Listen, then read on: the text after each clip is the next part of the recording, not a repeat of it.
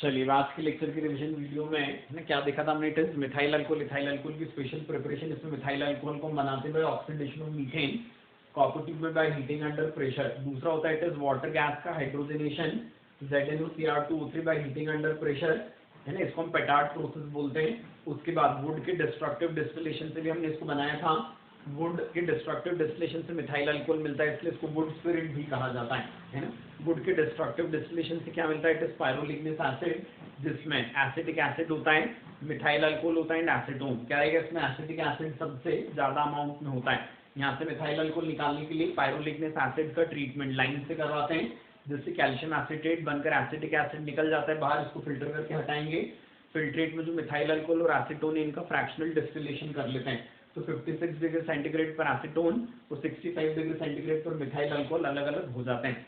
फिर ethyl alcohol जो होता है इसको ग्रेन अल्कोहल बोलते हैं। ये फर्मेंटेशन से मिलता है। फर्मेंटेशन का मतलब क्या होता है, कॉम्प्लेक्स ऑर्गेनिक मॉलिक्यूल्स का सिंपल ऑर्गेनिक मॉलिक्यूल्स में ब्रेकिंग करवाना। किसकी प्रेजेंस में, तो हम बोलेंगे दैट इज एंजाइम्स की प्रेजेंस में। ये क्या कहलाता है, दैट इज फर्मेंटेशन, है ना। फिर हम कौन सी चीज बोलते हैं कि फर्मेंटेशन जब हम करवाएंगे तो क्या होगा, तो हम बोलेंगे इट इज, एक तो सुक्रोज का फर्मेंटेशन करवाते हैं। सुक्रोज जो होता है ये हमको कहाँ से मिलता है, तो हम बोलेंगे सुक्रोज हमको मिलता है दैट इज मोलेसिस, जो क्या होता है it is waste of sugar industry होता है। ठीक है, इस पर एंजाइम इन्वर्टेज डालेंगे तो ग्लूकोज फ्रुक्टोज मिलते हैं, इसमें जाइमेज डालेंगे तो इथाइल अल्कोहल और CO2 मिल जाता है ना। दूसरा स्टार्च जो होता है इस पर क्या करेंगे, एंजाइम डायस्टेज डालेंगे तो इससे माल्टोज मिलता है। माल्टोज पर माल्टेज डालेंगे तो ग्लूकोज, तो ग्लूकोज पर जाइमेज डालेंगे तो ethyl alcohol and CO2।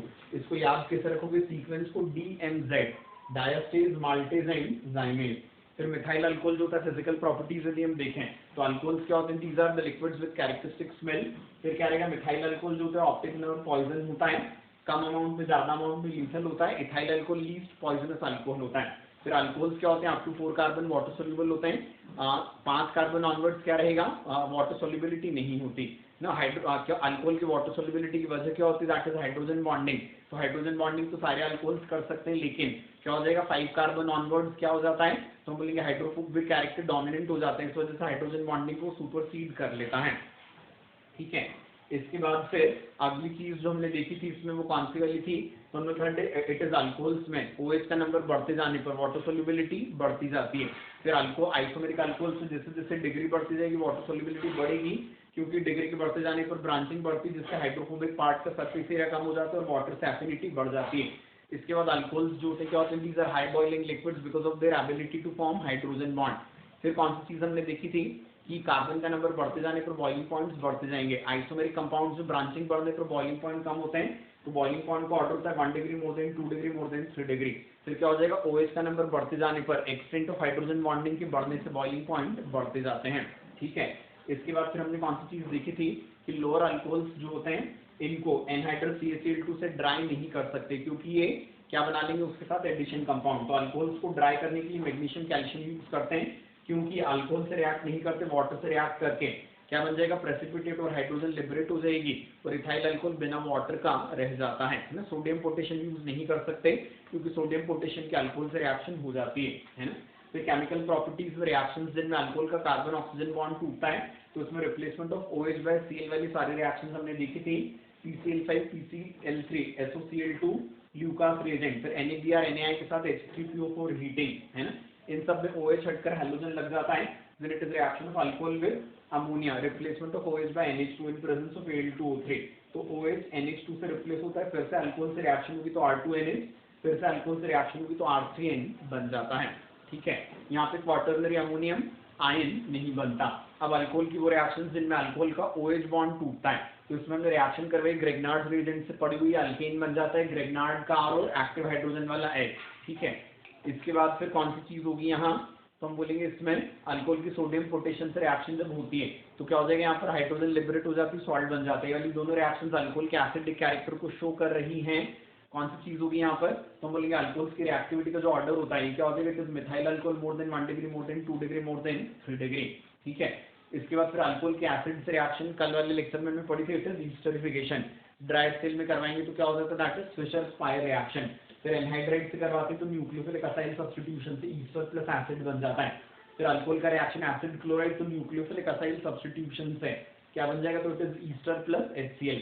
Alcohol यदि 3 डिग्री होता है तो रिएक्शन एबनॉर्मल हो जाती है, 3 डिग्री अल्कोहल हैलाइड में बदल जाता है, एसिड क्लोराइड जो होता है वो कार्बोक्सिलिक एसिड में बदल जाता है। ठीक है, वजह इसकी क्या होती है, तो हम बोलेंगे इट इज अल्कोहल, करता तो न्यूक्लियोफिलिक असाइल सब्स्टिट्यूशन ही है, लेकिन HCl जो बनाते हैं प्रोटोनेट करेगा इसको, प्रोटोनेशन से रेजोनेंस है, जब इस OR वाले ऊपर पॉजिटिव आता है तो 3 डिग्री अल्काइल ग्रुप जो स्टेबल कार्बोकेटाइन बना सकता है, इस वजह से क्या हो जाएगा, कार्बोक्सिलिक एसिड हट जाता है, 3 डिग्री कार्बोकेटाइन बन जाता है जिस पर Cl नेगेटिव का अटैक्स है, क्या बन जाता है, 3 डिग्री हैलाइड। ठीक है, इस वजह से रिएक्शन एबनॉर्मल हो जाती है।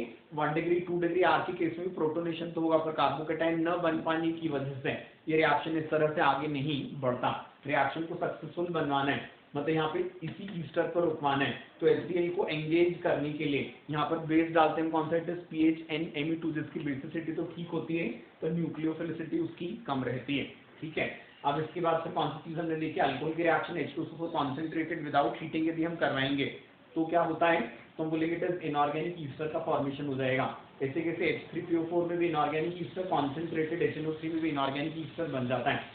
फिर ये मेसाइल क्लोराइड या टोसाइल क्लोराइड इनसे रिएक्शन करवाएंगे तो अल्कोहल सल्फर पर न्यूक्लियोफिलिक अटैक करता है, जिससे मेसाइलेट या टोसाइलेट बन जाते हैं। मेसाइलेट या टोसाइलेट बनाने का सिग्निफिकेंस क्या है, तो बोलेंगे मेसाइलेट टोसाइलेट बनाकर हम अल्कोहल पर जो न्यूक्लियोफिलिक सब्स्टिट्यूशन नॉर्मली नहीं हो पाते हैं वो हम मेसाइलेट टोसाइलेट में अल्कोहल्स को बदल कर करवा सकते हैं।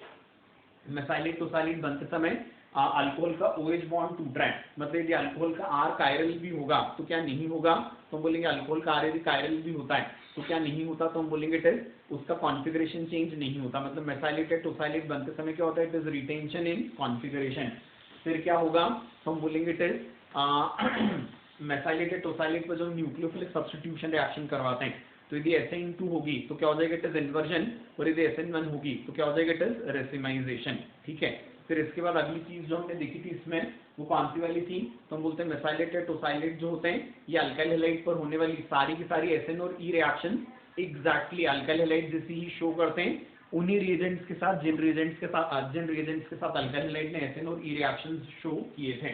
तो जैसे कौन सी चीज हो जाएगी, अल्कोहल QH मेसाइलेट या टोसाइलेट को डालने को हमको एलिमिनेशन करवाना होता है।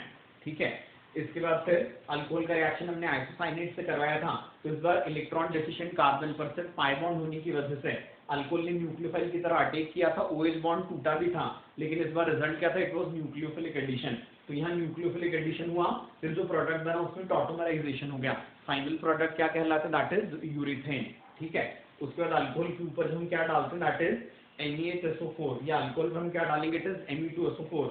तो अल्कोहल जो होता है कार्बन पर अटैक करता है बजाय सल्फर के, क्योंकि कार्बन पर जब अटैक करेगा तो यहाँ पर लीविंग ग्रुप HSO4 नेगेटिव होता है, तो जब सल्फर पर अटैक होता है तो लीविंग ग्रुप या तो OH या OMe होते हैं, जो क्या होते हैं इसकी कंपैरिजन में काफी वीक लीविंग ग्रुप्स हैं। ठीक है, तो इसलिए हम अल्कोहल को मिथाइल पर अटैक करवाएंगे, जिससे क्या हो जाएगा, रिएक्शन काफी ज्यादा फास्ट होती है, इसलिए यही वाली रिएक्शन हो पाती है। अल्कोहल किससे बदल जाएगा, that is into ether, ROMe। ठीक है, फर्स्ट वाले रिएक्शन में H2SO4 साइड प्रोडक्ट, सेकंड वाले रिएक्शन में MeHSO4 साइड प्रोडक्ट होता है। ठीक है, अब इसके बाद बेटा अगली चीज हमने कौन सी बोली थी कि MeHSO4 और Me2SO4 ये वाले जो रिएजेंट्स होते हैं इनका काम क्या होता है, तो हम बोलेंगे ये OH को OMe में कन्वर्ट करते हैं, अल्कोहल वाला भी कार्बोक्सिलिक एसिड वाला भी, या किसी कंपाउंड में एक से ज्यादा OH हैं तो उनको सबको OMe में कन्वर्ट कर देते हैं। तो इट इज MeHSO4 या Me2SO4, these are used for what, so we say these are used for conversion of OH into OMe। ठीक है, अब इसके आगे के रिएक्शंस नेक्स्ट लेक्चर में।